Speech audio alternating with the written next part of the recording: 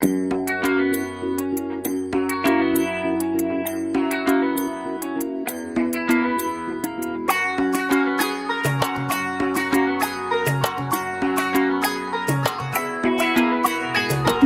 বাজা, কাসর বাজা, উলু দে আর শাঁখ বাজা, বছর পরে আবার এলো মাঝে। পুজো পুজো গন্ধ নিয়ে, নতুন গানের ছন্দ নিয়ে, শারদিয়া